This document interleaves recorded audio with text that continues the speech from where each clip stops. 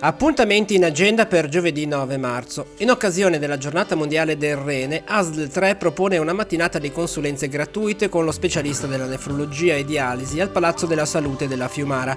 Dalle 8:30 alle 14 un nefrologo sarà a disposizione per fornire informazioni su malattie renali e sensibilizzare sulle attività di prevenzione. Sino al 25 marzo, nello spazio espositivo della libreria Leggi e Sogna in via Fascia a Sesto Levante, sarà visitabile la mostra Memorie d'inverno di Maria Rocca.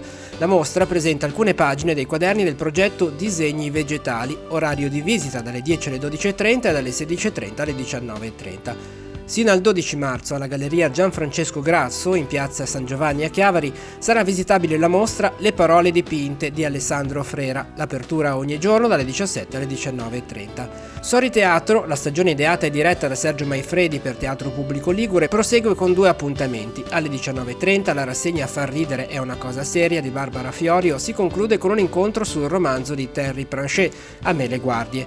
Alle 21 Paolo Nani va in scena con La lettera, uno slapstick teatrale in scena dal 1992 con circa 1700 repliche in tutto il mondo. Alle 21 al Cinema America di via Colombo a Genova verrà proiettato il film After Sun per la regia di Charlotte Wells.